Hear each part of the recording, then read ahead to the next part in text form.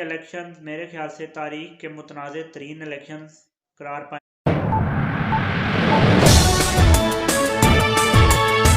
अस्सलाम वालेकुम नाजरीन, रायम ताल के साथ आप इस वक्त यूट्यूब चैनल पर मौजूद हैं। नाजरीन, 8 फरवरी मुल्क की तारीख का एक तारीखी दिन था और इस तारीखी दिन पे काफ़ी सारे जो लोग इंतज़ार कर रहे थे इलेक्शन का। ज़ाहिर है ये एक बहुत तवील अरसा था जिस अरसे के दौरान हमारी निगरान हुकूमत ने इस मुल्क पर हुक्मरानी की है। निगरान हुकूमतें हुक्मरान रही हैं और जो है वो बहुत सी जमातें जो हैं वो इलेक्शन का मुतालबा कर रही थी। 8 फरवरी ये दिन तो हुआ तमाम। 8 फरवरी को इलेक्शन हो गए, लेकिन ये इलेक्शन मेरे ख्याल से तारीख के मुतनाज़ तरीन इलेक्शन करार पाए हैं और इन इलेक्शंस को मुतनाज़ बना रहा है रिज़ल्ट में देरी। जो रिज़ल्ट अभी तक नहीं फाइनलाइज किए जा रहे, उसके साथ साथ धांधली के इल्ज़ामात, अदालतों में केसेस किए जा रहे हैं धांधली के ख़िलाफ़।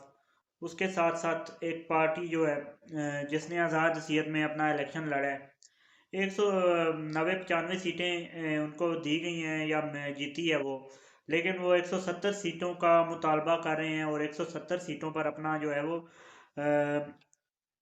हक जो है वो अपना जता रहे हैं कि 170 सीटें हमने जीती हैं, लेकिन धांधली के ज़रिए हमें सिर्फ 90 से 95 जो सीटें हैं वही दी गई हैं। तो इसके हवाले से तहकीकात जो है बहुत ज़रूरी है। ज़ाहिर है अवाम ने अगर उन्हें चुना है उनके मुताबिक तो फिर उन्हें हक मिलना चाहिए। अगर नहीं चुना तब भी अवाम का जो है मुकम्मल तौर पे होना चाहिए एहतसाब इस हवाले से इलेक्शन कमीशन का और इलेक्शन प्रोसेस के अंदर जितने आरओज़ वगैरह थे और जितने इलेक्शंस का जो प्रोसेस था, इसको एक बार फिर से चेक करना चाहिए कि क्या आया ये प्रोसेस ठीक हुआ है, आया ये इल्ज़ामात जो लगाए जा रहे हैं ये ठीक है या गलत हैं। अवाम को क्लियर कर देना चाहिए। ज़ाहिर है अब जब तक इस मुल्क में अवामी हुकूमत नहीं आएगी मुल्क तरक्की नहीं कर पाएगा। जो हकीकी जमहूरियत लाई है, और हकीकी जमहूरियत तभी आएगी जब मुल्क जो है हमारा एक फ्री एंड फेयर इलेक्शंस की जानिब जाएगा। हमेशा से ही 2018 के इलेक्शंस को देख लें, 2013 के इलेक्शंस को देख लें, हत्ता कि 2008 के इलेक्शंस में भी धांधली के इल्ज़ामात जो हैं वो बतदरीज लगाए जाते हैं इस मुल्क में। लेकिन ये हालात जो हैं वो पहली बार हुए हैं। एक पार्टी से उसका पहले निशान छीना गया। बहुत से अब क्या कह सकते हैं, बहुत से मामलात हुए हैं इस इलेक्शन से पहले भी और इलेक्शंस के बाद जो है वो सोचा जा रहा था और ख्वाहिश की जा रही थी और उम्मीद थी कि एक स्टेबिलिटी आएगी। स्टेबिलिटी के एक असूल के लिए इलेक्शंस कराए गए हैं कि पॉलिटिकल जो है सियासी इस्तेहकाम जो है वो मुल्क में आ जाएगा। लेकिन ये सियासी अदम इस्तेहकाम मज़ीद बढ़ चुका है। हुकूमत साजियाँ जो हैं वो की जा रही हैं। जो पहले जैसे पीडीएम की हुकूमत थी कोई मानने को तैयार नहीं है। बहुत सी जमातें उसमें जमातों ने मिल के हुकूमत की है। ये बात नवाज शरीफ साहब ने बिल्कुल ठीक की है कि अल्लाह मखलूत हुकूमत से बचाए। किसी एक जमात की हुकूमत आए तो वही बेहतर होगा।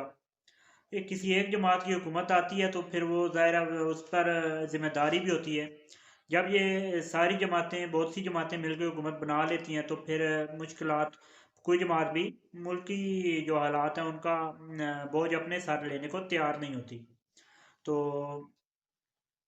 इसलिए एक मजबूत और मुस्तहकम हुकूमत जो है वो इस सियासी इस्तेहकाम और मुआशी इस्तेहकाम के लिए बहुत ज़रूरी है। तो ये हालात मुल्क के जो हैं वो बेहतरी की जानिब अब बढ़ने चाहिए।